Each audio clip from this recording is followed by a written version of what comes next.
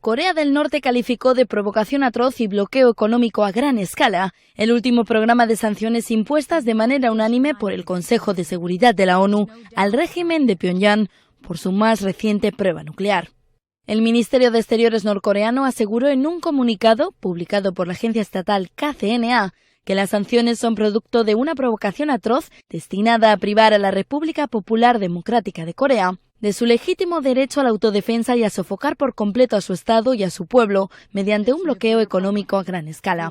El comunicado, que rechaza categóricamente las sanciones propuestas por Estados Unidos, apunta además que estas sirven para que Pyongyang verifique que el camino que adoptó era absolutamente correcto y para fortalecer su determinación en ese sentido hasta que esta lucha haya llegado al final. Por ello, Corea del Norte asegura que redoblará sus esfuerzos para incrementar la fortaleza que permita proteger la soberanía y el derecho a existir. El Consejo de Seguridad de la ONU aprobó el lunes por unanimidad un nuevo conjunto de sanciones destinadas a ahogar económicamente a Corea del Norte por su programa nuclear, que incluye limitaciones sobre sus importaciones de petróleo y derivados y prohíben sus exportaciones de textiles, entre otras medidas. I declare open the 72nd regular session of the General Assembly and call to order its first plenary meeting. El nuevo presidente de la Asamblea General de la ONU, el eslovaco Miroslav Lajčák, declaró abierto este martes el 72 periodo de sesiones del principal órgano deliberativo de Naciones Unidas. Poco después explicaba ante la prensa cuáles serán los puntos principales que serán abordados a partir del próximo martes, fecha en la que se abre el debate general. Negociaremos el primer pacto intergubernamental para la migración. Celebraremos el primer gran evento sobre paz y prevención. Muchos Estados miembros firmarán el primer documento sobre eliminación de armas nucleares y el primer documento para acabar con la explotación sexual y los abusos en las misiones de paz. João Vale de Almeida es el embajador de la Unión Europea en Naciones Unidas. La delegación comunitaria estará formada por 140 personas. Estarán presentes 28 Estados miembros que tienen la misma postura respecto a grandes temas de política exterior y sobre los desafíos globales. Somos un buen conductor de la idea de consenso y eso es de lo que trata el multilateralismo.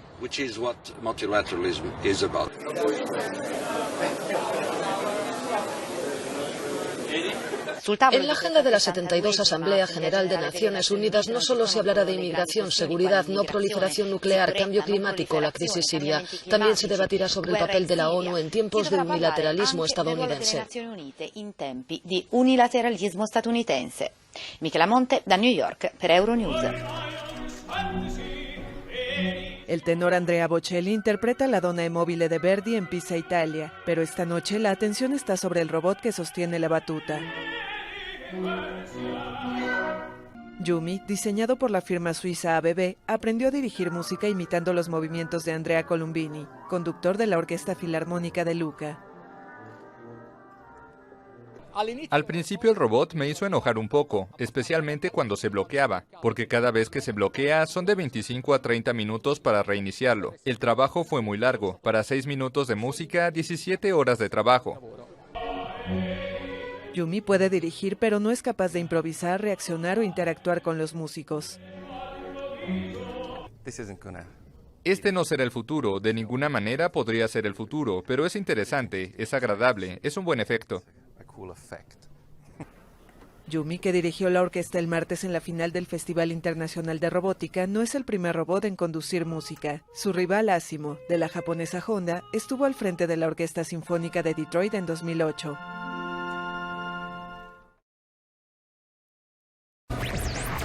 Anaís Aoyama es mentora de Posible y es coordinadora de la aceleradora de negocios Fejer & Fejer, una consultoría que ayuda a los emprendedores a hacer un modelo de negocios escalable para replicarlo en otras ciudades o en otros países. Karime López platicó con ella y esto es lo que nos cuenta.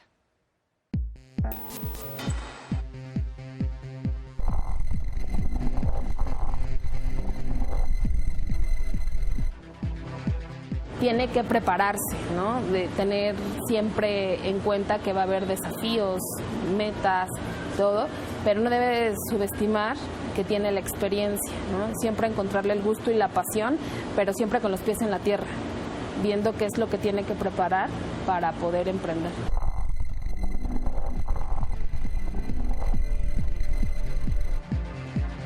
Tienen una red de contactos mucho más amplia, ya vivieron o ya pudieron sobrepasar algunas sensaciones de frustración en sus vidas y eso les ayuda como a tener más experiencia.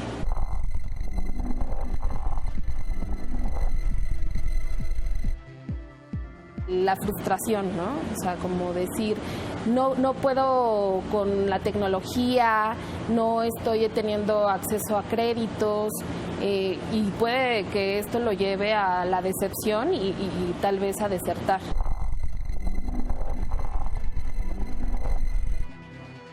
Definitivamente no.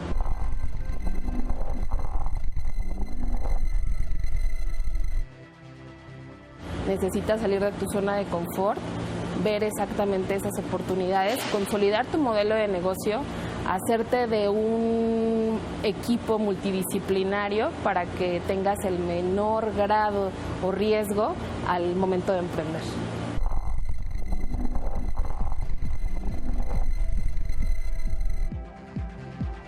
Que lo que vayan a emprender realmente les apasione y les guste, ¿no?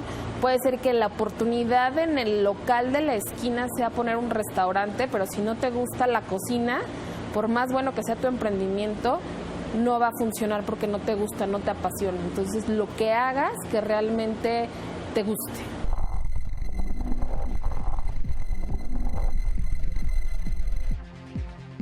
Estar muy atento que hay en el mercado, buscar cursos en línea, buscar becas, convocatorias, todo lo que hay ahorita en el ecosistema emprendedor.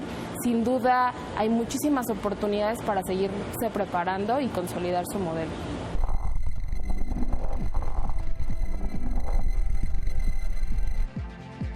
Nunca debe de dejarse caer, ¿no? Siempre debe verlo como una oportunidad en el mercado para sobresalir, tomar nuevas fuerzas y seguir adelante. El reconocimiento facial del usuario y una pantalla que abarca prácticamente toda la superficie frontal al reducir al mínimo los marcos y eliminar el botón de inicio son las claves del iPhone X, el nuevo teléfono inteligente de Apple que saldrá a la venta a partir de $999. El nuevo teléfono incluye un método de reconocimiento facial llamado Face ID que supondrá una nueva forma de acceso seguro al dispositivo. La nueva tecnología de reconocimiento facial se aprovechará también de manera recreativa para los Animoji, una versión personalizada de los emoji que se crearán a partir de los gestos de las personas, así como para el método de Apple Pay.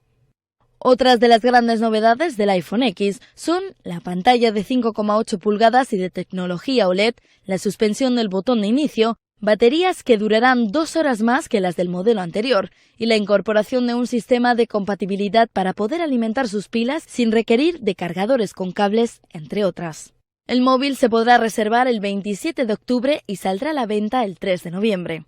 La presentación del iPhone X, nombre que recibe por los 10 años del iPhone en el mercado, dejó en un segundo plano a los otros anuncios de la jornada, como los del iPhone 8 y 8 Plus, que suponen una evolución tecnológica a partir de los avances del iPhone 7, así como las nuevas gamas del reloj inteligente Apple Watch y el receptor televisivo Apple TV. El presidente de la Comisión Europea, Jean-Claude Juncker, dijo el miércoles que sus planes para impulsar la Unión Europea incluyen una mayor integración de la zona euro y que el bloque aprovecha el buen momento actual tras la crisis por el Brexit. Europa tiene de nuevo viento en popa. Tenemos ahora una ventana de oportunidad abierta, pero esta no continuará siempre abierta. Juncker se planteó como objetivo en los próximos meses avanzar en el debate de una mayor integración de la zona euro, al igual que la zona de libre circulación Schengen. Propuso abrir negociaciones para un acuerdo comercial con Nueva Zelanda y Australia. También crear un marco de control para proteger los sectores estratégicos de inversiones extranjeras en el bloque. Juncker se mostró partidario además de fusionar los puestos del comisario europeo de Asuntos Financieros y la del presidente del Eurogrupo en una especie de superministro europeo de Economía y Finanzas. Además, abogó por unificar los cargos de presidente del Ejecutivo Comunitario con el presidente del Consejo Europeo, que coordina a los 28 mandatarios del bloque.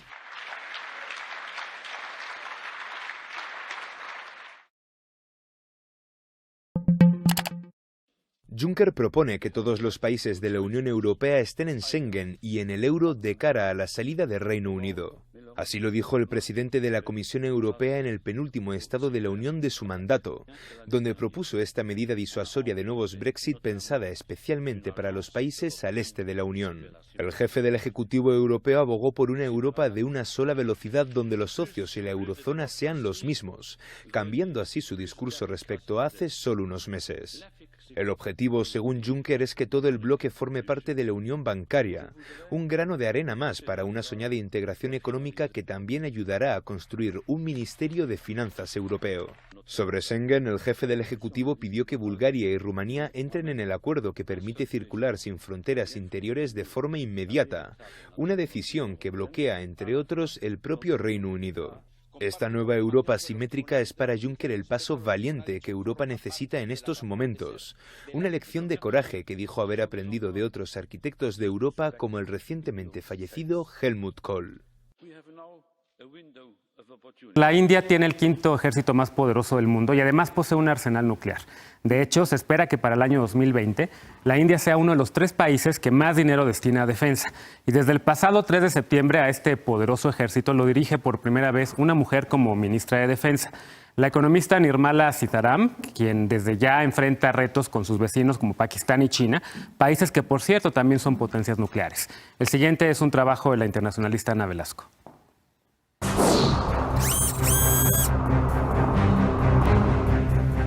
Tras una reciente escalada de tensiones con China, una mujer es la nueva encargada de preparar a las Fuerzas Armadas de India para una eventual guerra entre las dos potencias. La economista Nirmala Sitharaman se convirtió en la primer ministra de Defensa en la historia de la India independiente. Antes que ella, solo Indira Gandhi tuvo este cargo de forma parcial cuando gobernó el país hace 35 años. Sitharaman, de 59 años, es miembro del gabinete desde 2014, cuando el primer ministro Narendra Modi la nombró ministra de Comercio e Industria. El cambio de cartera busca, según Modi, aprovechar su experiencia para administrar el aumento de presupuesto que recibirán las Fuerzas Armadas en los próximos años. La decisión de Modi también fue considerada un mensaje en favor del empoderamiento de la mujer. Sitharaman comenzó su carrera en el sector privado, donde trabajó como consultora. Entre 2003 y 2005 fue miembro de la Comisión Nacional para la Mujer. Un año después comenzó a militar en su actual partido, donde escaló posiciones hasta convertirse en vocera. It's a big message for all those who are watching India. What's happening to the status of women in India? India pretende modernizar su equipo de combate, adquirido desde la Guerra Fría, con una inversión que alcanzará $250 mil millones y que para 2020 la convertirá en el tercer país con mayor gasto en defensa del mundo. Esta inversión busca aumentar su ventaja frente a países vecinos y rivales, China y Pakistán. La Armada India es la quinta potencia militar del mundo, con 1.4 millones de fuerzas activas y 120 cabezas nucleares en su arsenal. Pero la situación de India frente a sus enemigos históricos no está en su mejor momento. Según ha declarado el jefe del ejército, el país debe estar listo para enfrentar una guerra de 2 frentes, uno con China y otro con Pakistán, ambos también con arsenal nuclear. India y Pakistán se han enfrentado en 3 ocasiones desde 1947, cuando se independizaron del Imperio Británico, y aún mantienen una disputa territorial por Cachemira, ubicado en la frontera entre ambos países. Pero las disputas más importantes de India son con China. Apenas este verano, un incidente en un área disputada por China y Bután provocó la movilización del ejército indio para proteger a su aliado y elevó las tensiones con Beijing como no sucedía hace décadas. Tras 10 semanas de negociaciones, India retiró sus tropas. Las tensiones entre las 3 potencias han aumentado desde que Pakistán colabora con China en su plan La Nueva Ruta de la Seda, cuyo propósito es convertir a este gigante en la potencia líder del sudeste asiático, superando a India. Por ello, desde 2008, China ha aumentado progresivamente su presencia en el Océano Índico, primero con buques militares de escolta para sus barcos comerciales y desde este año con una base militar en operaciones en el Cuerno de África. Aunque la actividad militar china no es intrínsecamente provocativa, analistas consideran que su presencia desafía la preeminencia india en la zona y aumenta las posibilidades de un enfrentamiento. Tras asumir el cargo el pasado 7 de septiembre, la nueva ministra dijo que su prioridad será la preparación de las Fuerzas Armadas para eventuales conflictos. It is important that the Indian armed forces receives all the attention in terms of giving them every necessary endowment and equipment which is necessary for them to perform their duty with the best of equipments available. Para Foro Global, Ana Velasco. Pues ahí está, de los 193 países que participan en Naciones Unidas en la Asamblea General, solamente en varios de ellos, solamente 80 mujeres en los últimos 50 años de la historia del mundo han sido ministras de Defensa. En América Latina, y está el caso de la presidenta de Chile, Michelle Bachelet, quien antes de ser presidenta había sido también secretaria de Defensa. La rosa ecuatoriana reina en Rusia a pesar de la crisis económica que sufre este país y de que sus competidoras son sensiblemente más baratas, como demuestran las 45 empresas del sector presentes estos días en la Feria de Flores Flower Expo 2017 de Moscú. Rusia es un mercado esencial para el sector porque sigue siendo uno de los pocos países donde se regalan flores para casi cualquier ocasión y donde hay una floristería literalmente en cada esquina. Al igual que la mayoría de las floricultoras ecuatorianas, Glamour, que lleva 15 años en Rusia, sufrió hace 3 años una dura caída en este mercado, en pleno desplome de los precios del petróleo y la devaluación del rublo, que perdió entonces prácticamente la mitad de su valor. Aunque, como aseguró el ejecutivo de ventas de la empresa, Giovanni Almeida, ahora ven una recuperación. En el 2017 vemos francas señales de recuperación, lo cual ha sido muy bueno para el sector, para el negocio, y por eso es que estamos acá. El mercado ruso está despertando nuevamente, se está reactivando y estamos con muchas señales positivas acerca del mismo. La mayoría de las empresas ecuatorianas han traído rosas de todos los colores y tamaños debido a la gran demanda de estas, pero hay quien también se atreve con otras flores. Ecuador es el país con mayor presencia en esta edición de Flowers Expo, seguida de cerca por Holanda con 44 empresas y ya de lejos por Colombia con 27. Con el debate y la polémica de los últimos meses sobre la diversidad de género en las compañías tecnológicas y el mundo mirando a Silicon Valley, la lupa de diversidad estuvo también puesta en el evento de lanzamiento de productos de Apple, hecho hace unas horas. Ella es Angela Arendt, vicepresidenta senior de retail o de ventas minoristas. Ella subió al escenario del Teatro Steve Jobs cuando la invitó Tim Cook, el presidente ejecutivo de Apple.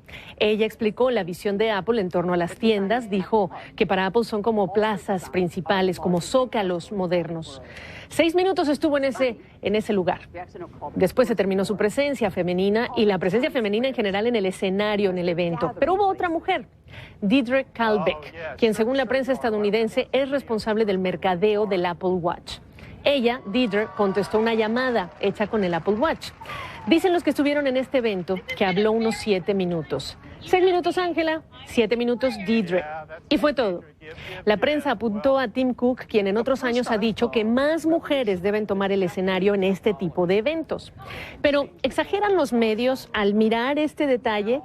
Los preocupados por el desafío de más diversidad de género en estas compañías dicen que Apple desperdició la oportunidad de mostrar que en eso también está trabajando. Hace unas horas también, Sheryl Sandberg, presidenta de operaciones de Facebook, recordó el mismo desafío de género, que las mujeres ganan 79 centavos de dólar por cada dólar que ganan los hombres, que ellas ocupan solo el 3% de los puestos ejecutivos, pese a representar una quinta parte de la población. Sandberg aprovechó un foro en la Universidad del Pacífico en Stockton, California, para decir: faltan mejores políticas públicas y políticas corporativas para apoyar a madres y padres que trabajan. Y agregó: los hombres controlan la mayoría de posiciones de poder en el mundo y al mundo no le está yendo muy bien. ¿Será? Ya nos vamos. Gracias por haberme acompañado. Yo soy Gabriela Frías. Hasta mañana. Y nos vamos ahora directamente a Río de Janeiro. Conectamos con Isaac Risco para ampliar este tema. ¿Qué tal, Isaac?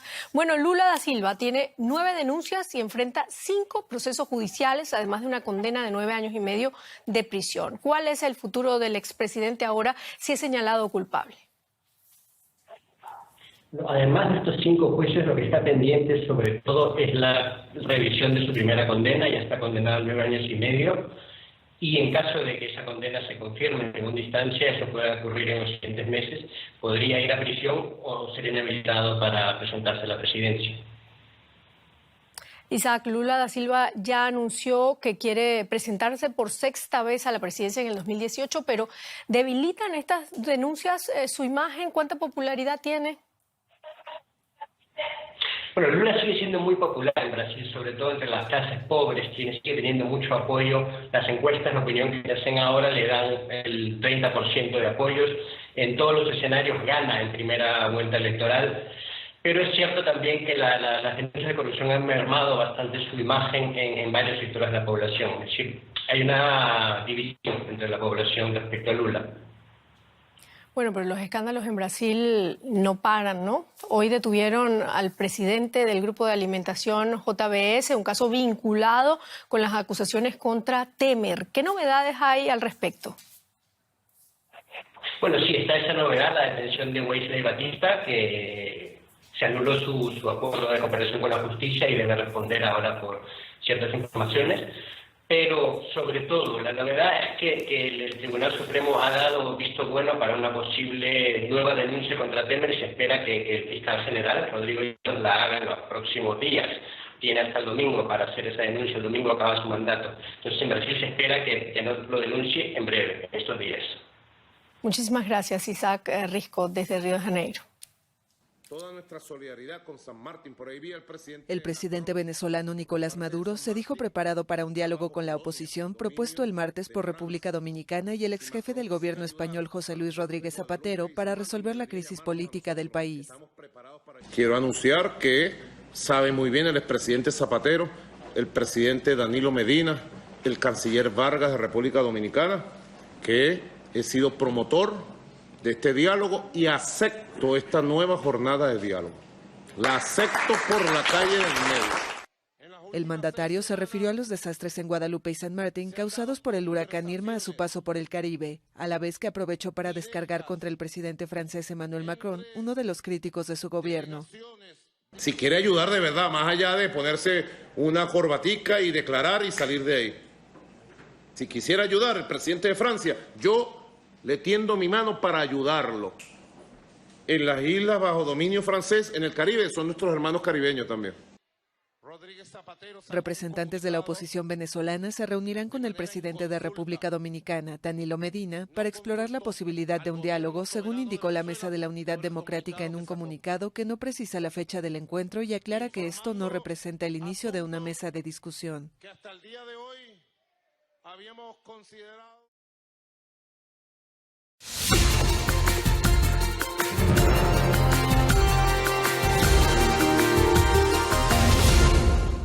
Hay una mezcla de criticismo y preocupación crecientes en Europa Central con respecto al proyecto de una Unión Europea a dos velocidades. Algunos de los líderes políticos de esta parte del continente se reunieron en el Fórum Económico de Krynica, al sur de Polonia, celebrado a principios de septiembre. La brecha entre la nueva y la vieja Europa no solo afecta a la Europa de dos velocidades, la crisis de los refugiados y los trabajadores desplazados también figuraban en la agenda. El presidente del Senado polaco cree en una Unión Europea reformada donde la solidaridad y la soberanía nacional coexistan.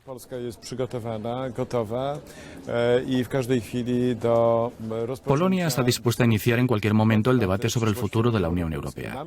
Nuestra postura no solo la comparten muchos otros países de esta región, de Europa Central y Oriental, miembros de la Unión Europea, sino también otros que aspiran a serlo.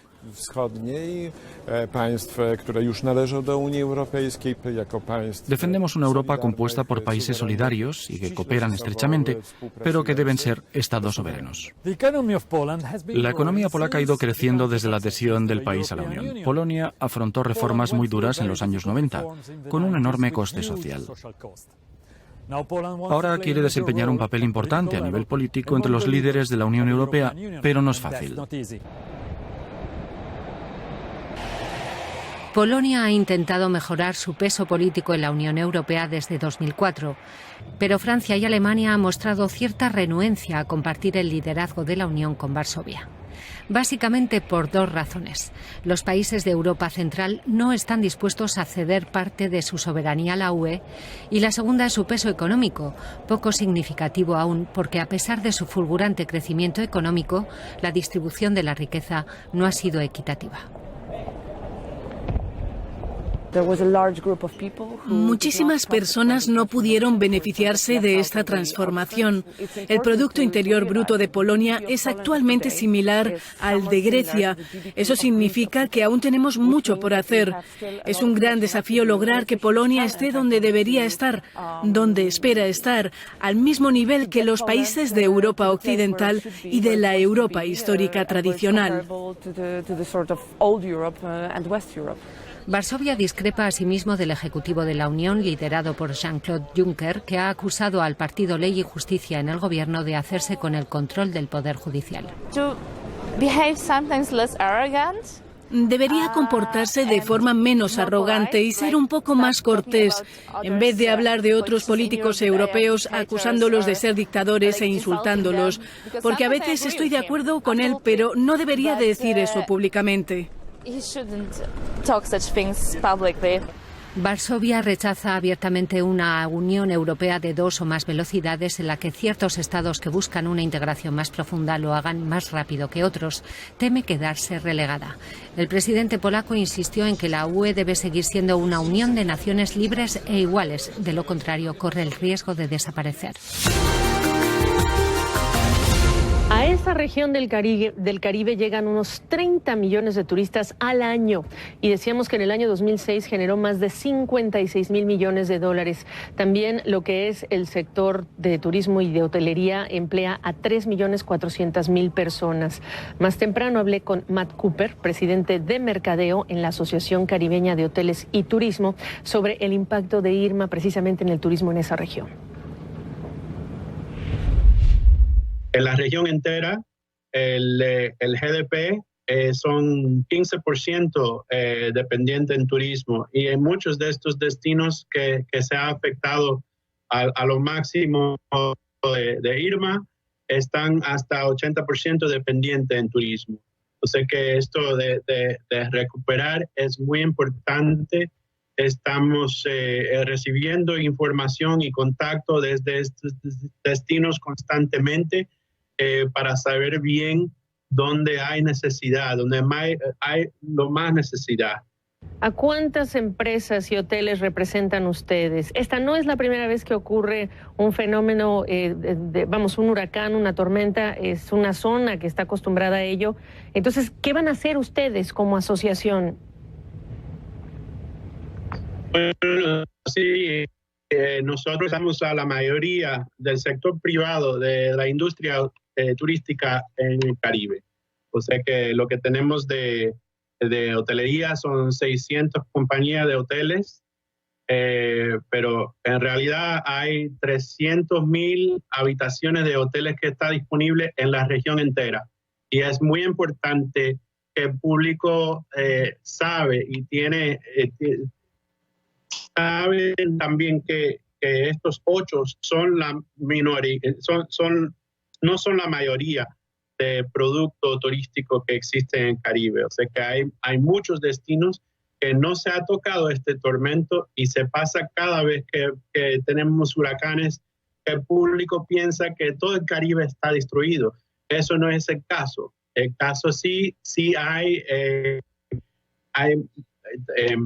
tremendo, extremo impacto en estos 8 destinos y nuestra simpatía está con todas aquellas personas que están sufriendo directamente de Irma, pero la realidad es que la mayoría del producto turístico en el Caribe está abierto para el negocio. O sea que islas como Caimán, Jamaica, Barbados, Aruba, Bonaire, Curazao, etcétera, Santa Lucía, hay muchos destinos que no se ha tocado nada. Para nosotros es importante, primero, establecer cómo se puede dar apoyo, alivio y recuperación para la industria del turismo, y también dar la noticia que todo el resto del Caribe está abierto para el negocio, está listo para recibir llegada. Nos queda claro los dos mensajes. Has entregado información para aquellas personas que quieran apoyar a través de la Cruz Roja y otras organizaciones. Esa es una manera. La otra es recordar que no es que todos estos destinos turísticos en el Caribe quedaron destruidos. La pregunta que yo te estoy haciendo, que es la que necesito entender, es: una vez estos destinos turísticos que sí resultaron gravemente afectados estén en posibilidad de recibir turistas, ¿qué van a hacer ustedes como asociación para alentar la llegada de viajeros internacionales, que lo va a necesitar las economías de hoy, destinos afectados por el paso de Irma? Bueno, lo que hemos establecido es una información, un hub de información en una portada de internet que se llama CaribbeanTravelUpdate.com. Ahí se puede ver dónde está afectado y dónde no está afectado. Ahí tienen un link directo para darle apoyo, alivio inmediatamente, y también para restablecer la infraestructura turística que le hace falta en todo el resto del Caribe. También estamos trabajando constantemente con las organizaciones que quieren darle apoyo y también tener al día todos los datos sobre dónde están abiertos, dónde van a abrir, dónde los hoteles están cerrados y cuándo van a abrir, y dónde tienen acceso directo a aerolíneas, o sea que donde los hoteles están abriendo, donde los aeropuertos están abriendo, todos los que no se abre todavía, claro. Pero también establecer un timeline, ¿no? A decir a la hora, día, cuándo van a estar capaces de recibir turismo. Yo creo que esa es la información más útil para aquellos turistas que están esperando aportar de otra manera, que es viajando, conociendo, gastando en esos lugares que hoy día están, bueno, inaccesibles por la situación del paso de Irma. Matt Cooper, te agradezco mucho la oportunidad de charlar con ustedes. Gracias a ustedes.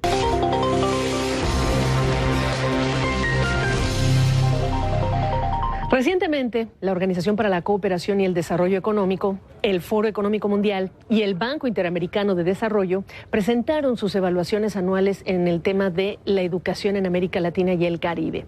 El reporte sobre capital humano, por ejemplo, del Foro Económico Mundial, dice que los países que no logran desarrollar las habilidades y el talento de la gente terminan alentando la desigualdad, porque privan a las personas de oportunidades y de acceso a empleos de calidad. Agrega que la inversión en educación pocas veces reconoce que aprendemos a lo largo de todas nuestras vidas, que sigue todavía el desfase entre habilidades requeridas por el mercado y aquellas que presentan los potenciales trabajadores o empleados. La OCDE, mientras tanto, dice que en México, por ejemplo, solo el 17% de las personas entre 25 y 64 años de edad logra estudios universitarios. Y México se ubica así en los últimos lugares del grupo de naciones de la OCDE, donde en promedio el 37% de las personas sí logra estudios universitarios. Y naciones como Noruega pues tienen un porcentaje de 43%. En Brasil incluso solo 15% de las personas logra estudios universitarios. Agrega también el informe de la OCDE que de nuestra región, Colombia es el país que gasta la menor cantidad al año por estudiante, con $3,245. Por su parte, el BID agrega que desde el año 1990 el gasto en educación en América Latina aumentó desde el 2% del PIB al 5%, pero agrega, los niveles de aprendizaje son bajos. Un ejemplo, solo 30% de los niños de tercer grado alcanzan competencias básicas en matemática. 30% de los niños, mientras en países desarrollados es 93% de niños que alcanzan habilidades básicas en matemáticas. Y con este paraguas de estudios de la OCDE, del BID y del Foro Económico Mundial, convocamos a Julián Cristia. Él es economista líder en el Departamento de Investigación del Banco Interamericano de Desarrollo. Cristian, gracias por estar con nosotros. Y bueno, empecemos por la realidad. En el continente más desigual del planeta, ¿qué ha logrado la educación para reducir este fenómeno? Bueno, para empezar, muchas gracias por la invitación. Es un placer para mí estar aquí. La educación es fundamental para reducir los niveles de desigualdad. Si queremos lograr mejoras de largo plazo, mejoras sostenibles en los niveles de desigualdad, necesitamos cerrar las brechas de habilidades que existen actualmente. Para darle un ejemplo, en educación primaria vemos que niños de menor nivel de ingreso están 2 años rezagados en sus niveles de habilidades respecto a los niños de alto nivel de ingreso. Entonces, es necesario mejorar la calidad de la educación que estamos brindando a estos niños para lograr cerrar estas brechas de habilidades que si no luego se van a ver en el mercado laboral. Entonces, es fundamental mejorar la calidad de la educación en América Latina. Ahora, el otro estudio de la OCDE hablaba también de cuánto se están gastando los gobiernos por estudiante. Pero ¿qué tan importante ha sido el gasto o la manera de ejercerlo? ¿Y tienes ejemplos en la región? Exacto. Como bien decías, América Latina ha invertido fuertemente el gasto en educación y actualmente está haciendo un esfuerzo muy importante. En términos de porcentaje del PIB, es a un nivel similar a países desarrollados. Entonces, la cuestión no es falta de gasto, la cuestión es la calidad del gasto. Necesitamos gastar mejor. ¿Qué significa gastar mejor? Significa priorizar políticas educativas que permitan grandes mejoras en aprendizaje a bajo costo. Es decir, políticas costo efectivas. Por ejemplo, pero, ¿cómo identificamos? Claro, hay diferentes políticas costo efectivas que se pueden implementar. En nuestro reporte hablamos de un estudio muy interesante implementado en Perú hace 2 años que se llamó Expande tu mente. Este estudio buscó, esta intervención buscó mejorar el aprendizaje de los estudiantes logrando motivarlos más. ¿De qué forma? Muy simple. Una intervención, una clase de 2 horas en la cual durante esa clase se transmitía la idea de que la inteligencia no es fija, la inteligencia es algo que se desarrolla. El cerebro es como un músculo, si uno se entrena se puede volver más inteligente. Esta intervención tan simple costó menos de $1 y logró mejoras significativas en el aprendizaje de matemática de los estudiantes. Este tipo de programa actualmente casi ningún país de la región lo está implementando, entonces vemos una excelente oportunidad para que los países implementen este tipo de programas de políticas costo efectivas y reduzcan las brechas de habilidades. A diferencia de qué programa que nos puedas ejemplificar para hacer contraste que en el que se gasta, pero el resultado no es el esperado. Exacto. En los últimos años, en la región, muchos países han implementado programas denominados Una laptop por niño. Son programas en los cuales se distribuían laptops personales a estudiantes con la idea de que estos laptops iban a permitir mejorar el aprendizaje. Más de 10 millones de laptops han sido distribuidos en los últimos años en la región. Este tipo de programas son muy costosos y, sin embargo, evidencia reciente nos muestra que, pese a la gran inversión que se ha hecho, este tipo de programa no genera mejoras en aprendizaje. Entonces, aquí vemos claramente un contraste entre lo que la efectividad y lo que estamos haciendo. Grandes oportunidades para mejorar. Tengo 2 preguntas más. La automatización, el tema del que tanto hablamos acá en Estados Unidos, desplazando trabajadores, a quienes reconocen que la automatización ha tenido más que ver y no la inmigración, para dejar de lado ese otro tema. En el caso de América Latina, ¿cuánto esta falta de enfoque correcto en los esfuerzos de educación nos está rezagando aún más en un continente el más desigual del planeta? Exacto. Estamos viendo un proceso de automatización fuerte en el mundo desarrollado. En nuestra región todavía esta adopción de tecnología, este proceso de automatización va más lento por diferentes factores, como por ejemplo el hecho de que hay muchas pequeñas firmas en nuestra región las cuales no son tan adeptas a utilizar tecnología. Sin embargo, vemos que este proceso de cambio tecnológico que está en el mundo desarrollado va a llegar inevitablemente a nuestra región. Entonces, esto lo que nos está dando a nosotros es una ventana de oportunidad para que mejoremos nuestras políticas educativas, para que gastemos mejor, de forma tal de que nuestra fuerza laboral esté preparada para esos desafíos que están viniendo. Por el tiempo que me queda, te preguntaría, la pregunta general, ¿qué hacer? Y inspírate tú, como padre de familia, qué hacer como autoridad, qué hacer como gremio empresarial que tiene que buscar ese vínculo con la universidad. Escoge uno, ¿qué hacer? Perfecto. Lo que nosotros vemos en nuestro reporte, después de haber analizado muchos estudios, muchas intervenciones, es que vemos que hay grandes oportunidades para mejorar la educación y el desarrollo de habilidades a lo largo del ciclo de vida. Para empezar, por ejemplo, los gobiernos pueden apoyar a los padres para que estimulen mejor a sus hijos. Sí. Pasando en la primaria podemos utilizar tecnología, pero de una forma mucho mejor, una forma guiada, bien pensada. Yeah. Y ahí vemos efectividad en ese tipo de programas. También podemos motivar a los estudiantes. Y ya cuando llegamos a la adolescencia necesitamos mejorar las tasas de cobertura y de graduación. Y también hay intervenciones efectivas, por ejemplo, dando pequeños incentivos monetarios a los estudiantes. Entonces vemos un abanico de opciones de las cuales los gobiernos pueden elegir. Bueno, pues el diagnóstico y la perspectiva con la ayuda de Julián Cristia, economista líder allí en el BIDA en Washington. Te agradezco tu perspectiva, Cristia.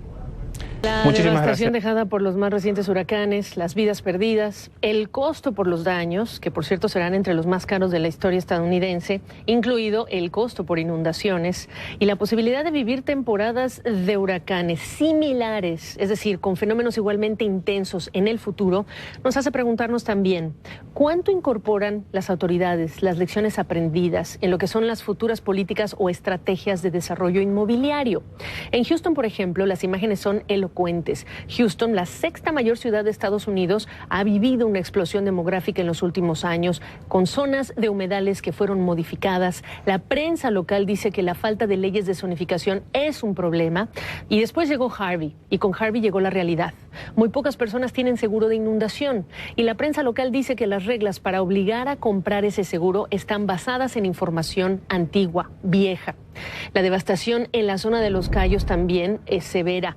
Irma también dejó sentir su paso por algunas de las zonas de mayor valor inmobiliario el domingo pasado, cuando hablamos de Miami, inundando porciones de distritos clave como el distrito financiero en Brickell, en Miami. Y si estos eventos se harán más intensos, ¿no deberían las autoridades, los promotores de vivienda y los consumidores incluso pensar distinto cuando hablamos de casas, de desarrollos inmobiliarios, o incluso quienes están invirtiendo en este sector?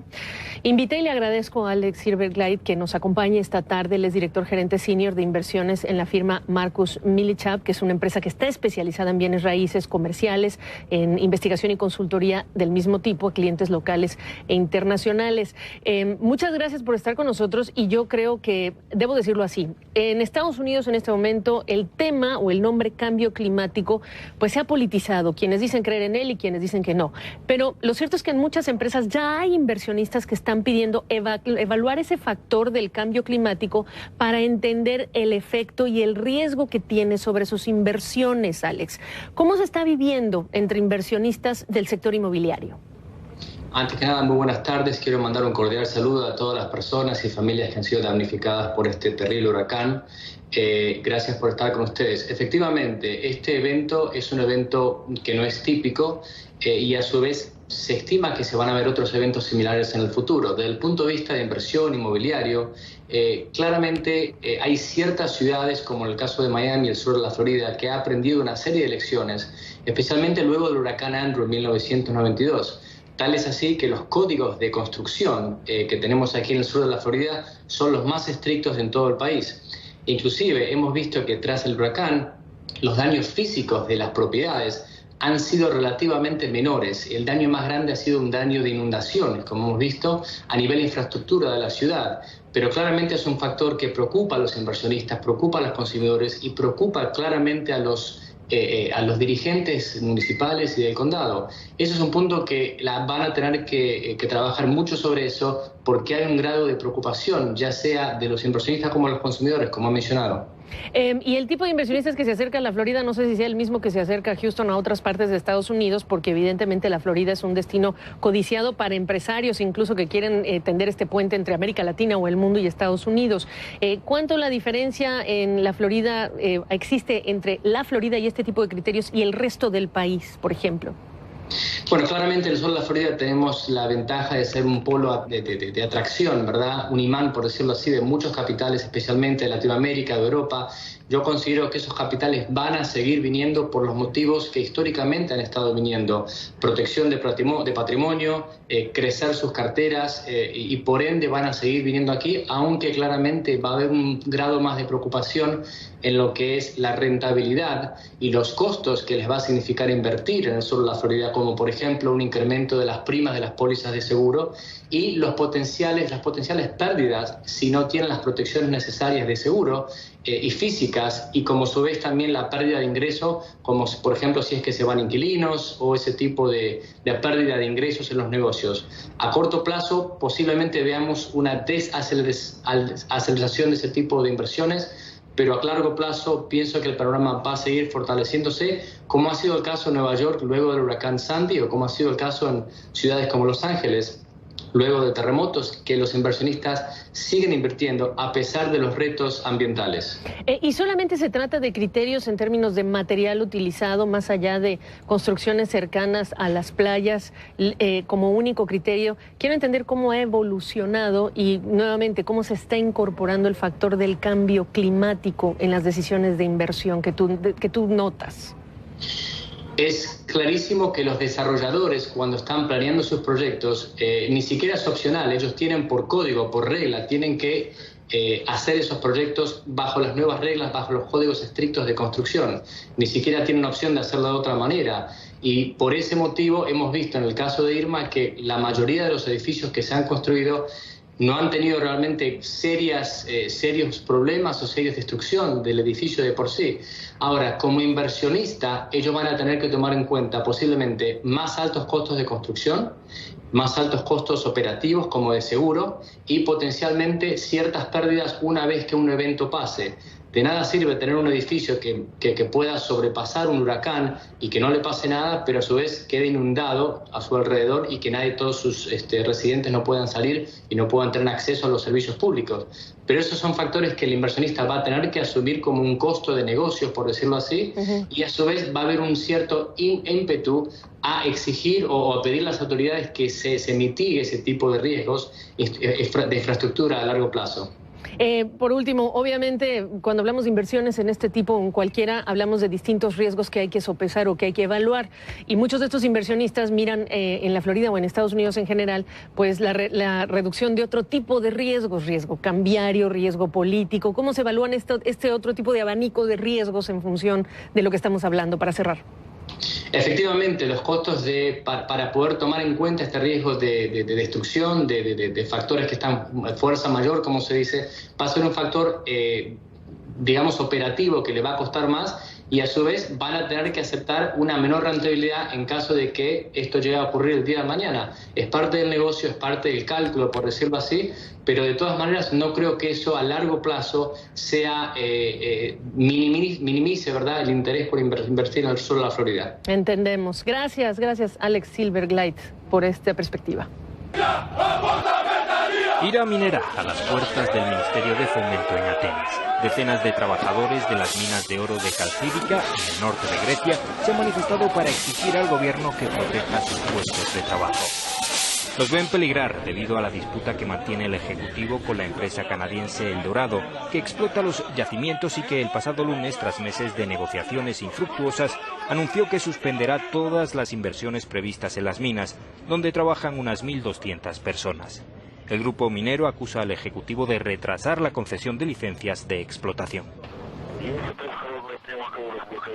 Una nave Soyuz con 3 astronautas a bordo despegó el martes desde Baikonur, Kazajistán, con destino a la Estación Espacial Internacional para cumplir una misión de 5 meses. El cosmonauta ruso Alexander Misurkin y los astronautas estadounidenses Mark Van der Hey y Joseph Acaba viajaron en un vuelo orbital de unas 6 horas para llegar a la estación espacial. Joseph Acaba, de origen puertorriqueño y quien ya pasó 138 días en el espacio, llevó música latina a bordo de la nave, donde se escuchó la voz de la cantante Shakira. Las naves rusas Soyuz son el único medio capaz de llevar y traer de regreso a las tripulaciones de la Estación Espacial Internacional, desde que dejaron de volar los transbordadores espaciales estadounidenses. 16 países participan en la estación, un laboratorio espacial puesto en órbita en 1998, con una inversión de $100.000 millones financiados en su mayor parte por Rusia y Estados Unidos.